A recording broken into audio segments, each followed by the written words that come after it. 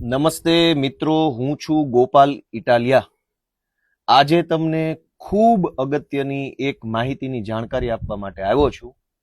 સામાન્ય રીતે હું એવું કહેતો નથી કે વિડીયો શેર કરજો, કેમ કે એ તો સૌની પસંદની બાબત છે, પણ આજે હું કહું છું કે કરજો જ, કેમ કે બહુ મહત્વની માહિતી છે. ધારાસભ્યને પણ આ માહિતી કોઈ આપી નથી, પણ આ તો મારી પાસે ગમે ત્યાંથી આવી ગઈ તો હું તમને આપું છું. હું જે અત્યારે ડોક્યુમેન્ટ તમને વાંચી સંભળાવવા માંગુ છું એ ડોક્યુમેન્ટના મુદ્દા નંબર 5 ની અંદર એવું લખ્યું છે કે સંબંધિત માનની ધારાસભ્યશ્રી અને માનની સંસદ સભ્યશ્રીને સમયસર જાણ કરીને તેઓને ઉપસ્થિત રહેવા જાણ કરવાની રહેશે. મને તો કોઈએ જાણ નથી કરી, હું ધારાસભ્ય છું, પણ મને જાણ થઈ ગઈ છે તો હું આખા ગામને કહી દેવા માંગુ છું. હકીકતમાં મને 15 દિવસ અગાઉ જાણ કરવી જોઈએ, પણ મને કોઈએ જાણ કરી નથી. મારા હાથમાં સરકારનો પરિપત્ર છે 8મી ઓગસ્ટનો, 8 ઓગસ્ટ 2025 ના રોજ. મિત્રો, પરમ દિવસે એટલે કે 15મી ઓગસ્ટના દિવસે, પરમ દિવસે 15મી ઓગસ્ટ આપણી દેશનો સ્વતંત્રતા દિવસ છે. જોકે ભારત દેશના નાગરિકો હજુ ગુંડાઓથી, માફિયાઓથી, નેતાઓથી, સરકારથી અને ભ્રષ્ટ અધિકારીઓથી આઝાદ થયા નથી. એટલે આઝાદી દિવસ આપણે ઉજવીએ એ સારી બાબત છે, પણ હજુ આજે ઘણા બધા પ્રકારની આઝાદી હજુ બાકી છે.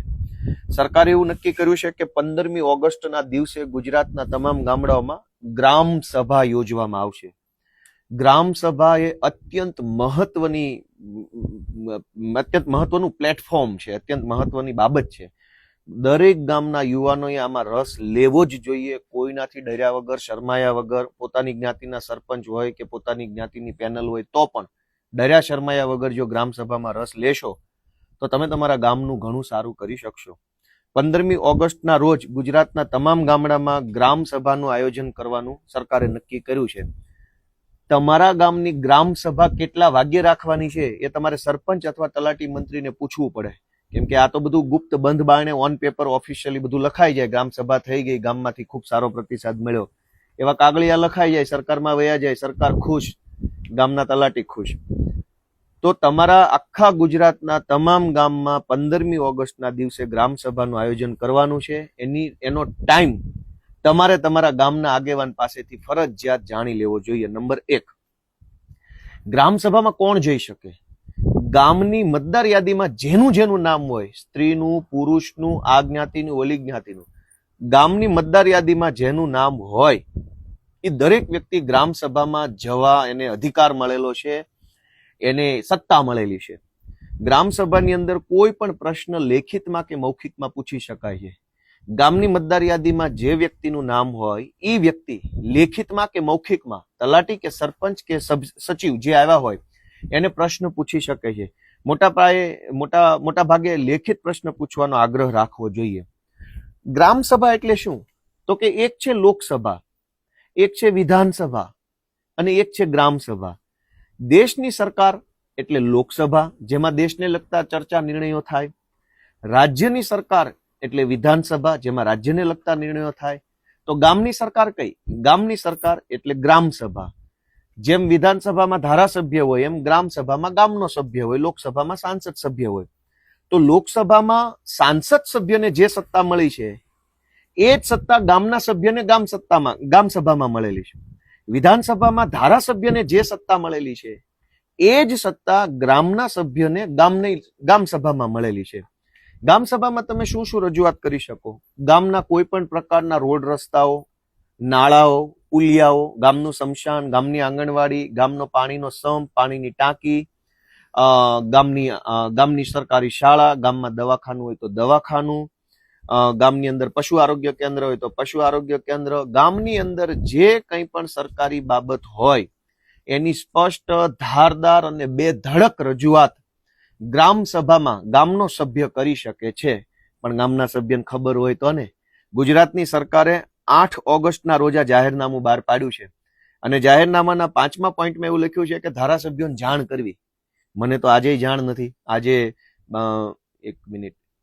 13મી તારીખ છે.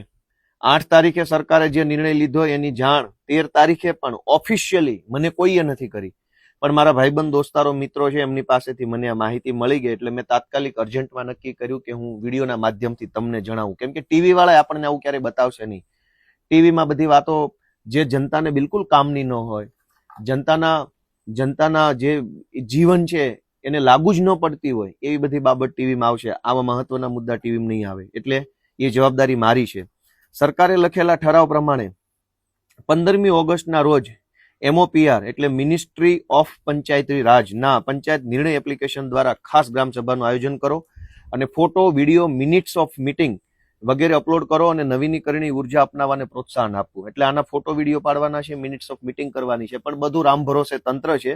ગામના યુવાનો ગ્રામ સભામાં રસ ન લે તો ગામના જે કાંઈ ભાજપના આગેવાનો હોય પોતાના ઘર મેળે 5 હગાવાલાને બોલાવીને સહીઓ કરાવી અને ગામ સભા પતાવી દેતા હોય છે. આ ગામ સભાની અંદર સરકારે PM સૂર્યઘર, PM કુસુમ, PM જનમન, DA, JUA અને બાયોસેક પર ગ્રામ પંચાયત સ્તરે એના ડિજિટલ ફોર્મેટ તૈયાર કરવાનું સરકારે લખ્યું છે. સોલાર રૂફટોપ અને સોલાર પંપની યોજના માટે ઓનલાઈન અરજી કરવા માટે ગામજનોને પ્રેરિત, પ્રોત્સાહિત ને મદદ કરવાની બાબત લખી છે. SA સિસ્ટમ માટે 6% વ્યાજ દરે લોન માટે સ્થાનિક બેંક સાથે સંકલન કરવાનું સરકારે લખ્યું છે. જો કે આ બધું કાગળ ઉપર છે, આનું કઈ મહત્વ હોતું નથી. કાગળ ઉપર હંમેશા એટલું બધું સારું લખ્યું કે આપણને એમ થાય કે અમેરિકા વાળા અહીંયા આપણા ગામમાં આવવું જોઈશે રહેવા માટે.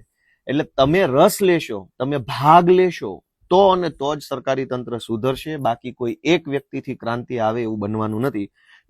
હજારો ગામડાના હજારો યુવાનોએ પૂરી હિંમત સાથે ગામના કામમાં રસ લેવો જોશે. સરકારે લખ્યું છે આમાં કે સૌર ઉર્જા માટે પંચાયત ભવન, આંગણવાડી, શાળાઓ, આરોગ્ય કેન્દ્રો, ઉપકેન્દ્રો અને સ્ટ્રીટ લાઇટ જેવી સામુદાયિક માળખાગત સુવિધાઓની ઓળખ કરવી.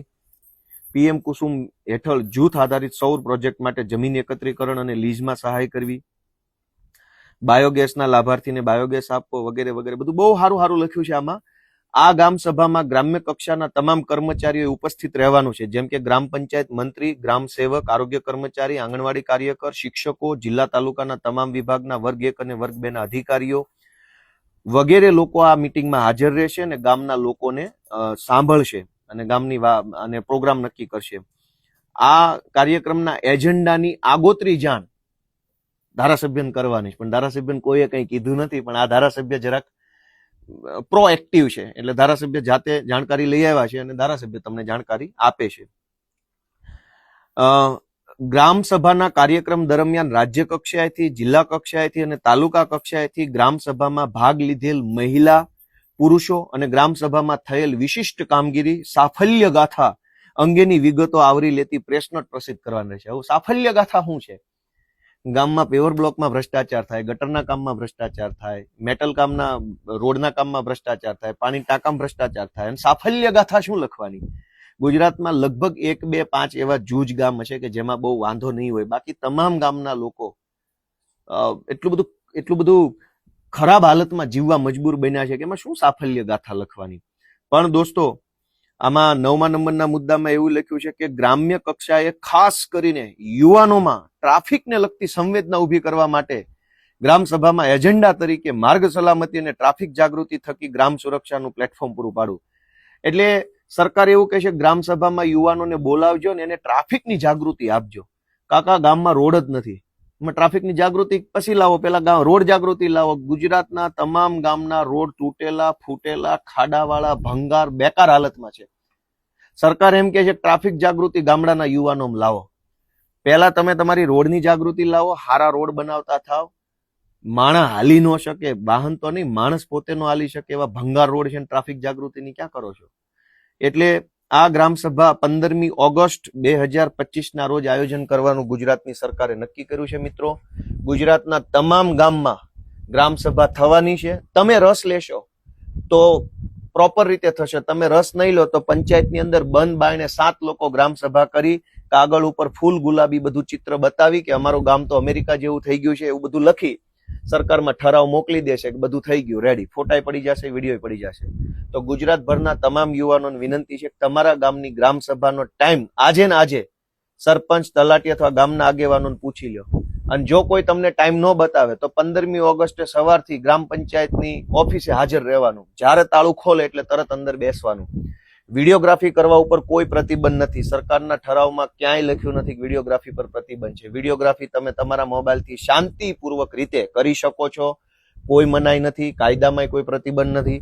કોઈ પણ રજૂઆત શાંતિપૂર્વક કરવી જોઈએ, ઉગ્રતાપૂર્વક રજૂઆત ન કરવી જોઈએ, ઝઘડો કરવાની ભાવનાથી જવું ન જોઈએ. ગામના કોઈ પણ કામ અંગે તમે ગ્રામ સભામાં સરપંચ, ગ્રામની સભા અને ગામના સચિવ એટલે કે તલાટી મંત્રીને તમે કોઈ પણ પ્રશ્ન લેખિત મૌખિક પૂછી શકો છો. ગામમાં બધા સમાજના યુવાનોએ પોતાનું એક ગ્રુપ બનાવીને ગામના વિકાસ માટે થઈ ગ્રામ સભામાં જવું જોઈએ.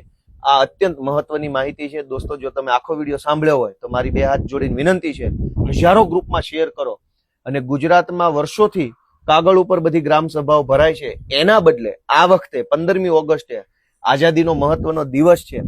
વાસ્તવિક રીતે જો સરકારી તંત્રની ગુલામીમાંથી મુક્ત થવું હોય તો બધાએ પોતપોતાના ગામની ગ્રામ સભામાં હાજરી આપવાનો આગ્રહ રાખો.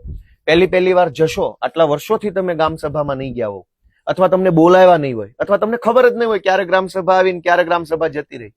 ગોપાલભાઈ ઇટાલિયાએ તમને જણાવ્યું એટલે તમને પહેલી વાર માહિતી મળી, અને પહેલી વાર ગ્રામ સભામાં જશો તો ઘણી વખત ગામના જે વર્ષોથી પેધી ગયેલા ભાજપના આગેવાનો હશે એના પેટમાં કેરોસીન રેડાશે, એને તકલીફ થશે, બાંધવાની કોશિશ કરશે, પોલીસના નામે ડરાવશે, આવું બધું ધાક ધમકી કરશે. પણ તમારા ગામનું ભલું ઈચ્છતા હોવ, તમારા ગામનું સારું થાય એવું ઈચ્છતા હોવ તો તમારે તમારા ગામની ગ્રામ સભામાં વટથી ફરજિયાત જવું જ જોઈએ. પહેલી વાર જશો તો તકલીફ પડશે, પણ પછી દર વખતે જવાનું ચાલુ કરશો તો સિસ્ટમ સુધરવાની શરૂઆત થશે. જે ગામમાં સરપંચ નથી, વહીવટદારનું શાસન છે ચૂંટણી નહીં થવાના કારણે, એ ગામમાં પણ ગ્રામ સભા થશે જ. તો વહીવટદાર હોય ત્યાં પણ ગ્રામ સભા થવાની છે, સરપંચ હોય ત્યાં પણ ગ્રામ સભા થવાની છે. ગ્રામ સભામાં મુદ્દો રજૂ કરવા ઉપર કોઈ પ્રતિબંધ હોતો નથી. તમને ખોટી રીતે તલાટી મંત્રી કે કદાચ ગામના કોઈ સરપંચ રોકે તો તમારે એ વાતનો પરિપત્ર માંગવો જોઈએ કે ભાઈ હું કેમ નહીં પૂછું. ગામનું સ્મશાન, ગામની આંગણવાડી, ગામની શાળા, ગામનું દવાખાનું, ગામની પાણીની ટાંકી, ગામનો રોડ, ગામનું બસ સ્ટેન્ડ, ગામના વીજળી વિભાગના કોઈ વ્યવસ્થા, કઈ પણ પ્રશ્ન ઉપર, ગામની રસ્તા બાબતે બધું જ તમે ગ્રામ સભામાં લેખિતમાં પૂછી શકો છો, જવાબ માંગી શકો છો. મહિલાઓ પણ મોટી સંખ્યામાં ગ્રામ સભામાં જાય એવી મારી લાગણી છે. સૌને મારા જય કિસાન, જય જય ગરવી ગુજરાત.